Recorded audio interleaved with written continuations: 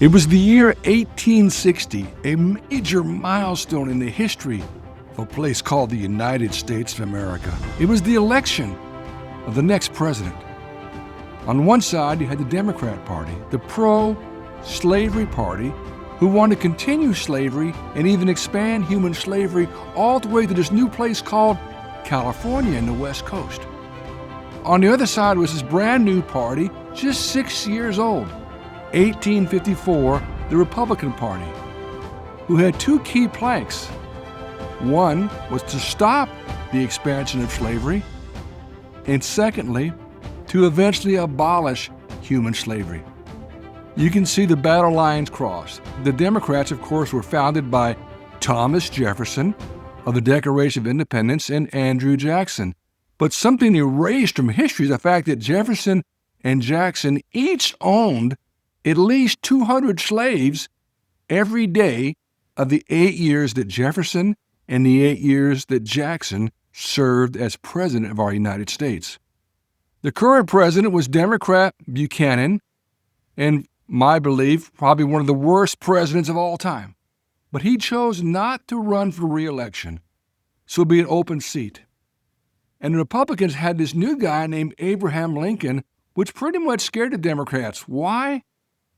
In 1857, the Democrat Supreme Court had the famous Dred Scott decision, and I will say for the record, the worst Supreme Court decision in all of American history. The Democrat Supreme Court, 7-2, said this black man, Dred Scott, who was fighting for his freedom under a doctrine that said once free, always free, they said it did not matter. Because you were a black man, you had no rights. It did not matter if you were born a slave and won your freedom, or if you're born free. Because you were a black man, you had no civil rights, no rights to due process, no right to appear before a court. And Abraham Lincoln called that a conspiracy by the Democrat Supreme Court and a conspiracy by the Democrat Party to try to nationalize human slavery. So the lines were drawn. It was the election of 1860, and the Democrats had to defeat this new Republican Party, and they needed to defeat Abraham Lincoln. Well, let's do a quick level set. In the election of 1860, there was a great movement throughout America. I call it the pro-freedom movement. The media would call it the anti-slavery movement. Think of the nuance there. Either against something, you're anti-slavery. I'd rather say you're pro-freedom. And it was led by a bunch of Christian abolitionists. For some reason, that adjective, the word Christian, is often missing from our historians and our colleges and universities. And so many of our elected leaders fail to mention these were Christians who are saying slavery is a sin. And they were told the whole world's doing slavery. It's money. And many politicians are funded almost 100% by pro-slavery money. But these new Christians are saying, we don't care that it's big money. We don't care it's 8,000 years old. God has told us that human slavery is a sin. And that's why these Christian abolitionists came together, and they were foundational in this new Republican Party. And I'm going to repeat, they had two major planks that favored these new Christians of the Great Awakening that said, we want to first stop the expansion of slavery, and then if we could later on, abolish all human slavery. A pragmatic approach, if you will, but stop the expansion of slavery, which the Democrats wanted to do all the way to this new place called California, and eventually abolish human slavery. So the Democrats were scared. Were scared about this guy, Abraham Lincoln, but what they had established in the South was called the solid Democrat South. That lasted to about 1870. With the 15th Amendment, African-American men had the right to vote. And by the national election of 1872, things began to change. That lasted for a few years, but what happened in 1876, Democrats had won back the U.S. House, and they refused to certify the election of President Rutherford B. Hayes in 1876 until he promised to remove all the Union troops in the South. Of course, the Union troops were there in the South to ensure the implementation of the 13th Amendment to abolish slavery, the 14th, basic civil rights, and the 15th Amendment, the right to vote for black men. So when that happened, 1876 took a few years. By 1881, the Democrats had once again created a solid Democrat South. I grew up in the South, in Texas, and I knew to about 1996, 2000, you could not run for office in the South unless you were a Democrat. Didn't matter if you're white, black, brown, whatever. There was no chance to win an office unless you were a Democrat. They created one-party states. And if you were a white person who wanted to vote Republican, and definitely if you're a person of color, good luck in the solid Democrat South. Now, that's the way it was recently, but to give you a thought of what it was like in 1860, it was a solid Democrat South. And in at least 10 of the Democrat slave states, listen to this, at least 10 states, there was no Republican ballot. You could not vote for Abraham Lincoln. You'd show up to vote, oh, we don't have any Republican ballots. Or you'd go to your secret ballot place, you'd open the curtain, and there'd be a jar that said Republican and a jar that said Democrat. You place your ballot in there. It was different then than it is today. And there'd be a guy sitting there with a shotgun watching you vote. He was there to protect the sanctity of the vote.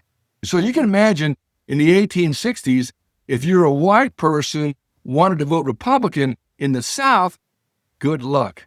And again, 10 states did not even have a ballot where you could vote for Abraham Lincoln. And by a miracle of miracles, Abraham Lincoln did not win the majority vote, but he won the Electoral College, and he became president.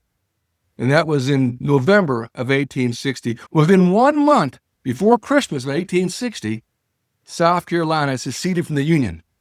And they had two reasons. They said that first, the northern states were hostile toward the institution of slavery. And secondly, this new president, Abraham Lincoln, was also hostile toward the institution of slavery. I know you hear, oh, the Civil War wasn't about slavery. I grew up that way. I was lied to. You were lied to also. It was about slavery. And again, if you look at the actual documents of secession like South Carolina and other states, that's what it said, slavery. But what had happened, the Democrats said, well, we couldn't stop the election of Lincoln in 1860, but how do we stop Lincoln now? So President James Buchanan, I've already said what I consider to be one of the worst presidents ever. Before the inauguration of April 61 of Abraham Lincoln, he brought together members of the Democrat House and Senate, who still had super majorities there, and they passed a 13th Amendment to the Constitution, but not the one you're thinking about. Listen carefully. Their 13th Amendment passed, which said they were going to abolish any future attempt by Republican Lincoln to ever abolish slavery. A 13th Amendment to our Constitution that somehow has been lost. It's been deleted from history. They passed by 2/3 majority in the Democrat House, 2/3 majority in the Senate. A 13th Amendment to abolish any future attempt by this guy, Abraham Lincoln, and this Republican Party to abolish slavery. And a few days before the inauguration in 1861 of Abraham Lincoln, they literally stuck it in his face saying, it's passed the House and Senate by 2/3 majority. There's nothing you can do as president because it goes now to the states for what? Ratification. Well, that was the election of 1860. And that's my purpose today, to show you what happened. Lincoln won. He didn't win the majority vote, but he won the Electoral College. And what the South was doing to try to ensure that slavery would endure, especially in the solid Democrat South. To complete this section on the historic election of 1860, what happened with the inauguration of Abraham Lincoln, again, first South Carolina left, 10 other states, also the solid Democrat South states, also left to go form their own country, a pro-slavery country, the Confederacy. So there you are, the 1860 election up to the 1861 inauguration, what had happened in America. An historic time. And I invite you to follow Mercer moments in American history, and you'll learn the proverbial rest of the story. Things that actually happened in the election of 1860 and led to the inauguration of 1861 and led to the Civil War. I trust, my friends, that you heard things about American history, true and accurate things you never heard before in your classrooms, in your high schools, or your colleges. I invite you to look them up. I enjoy your challenge, a real challenge. I go by facts. I go by congressional records of what happened in history. This is Ken Mercer, Mercer Moments in American History. Today's shout out is to the state of Florida. I'm roaring at today. Pray for those young men and women in Florida, those who love God, who love country. They need our encouragement. They need our prayer. As always, please hit the like, subscribe button. Let our sponsors and our people know we're making a difference. And please pray for a place called the United States of America. Thank you. God bless you.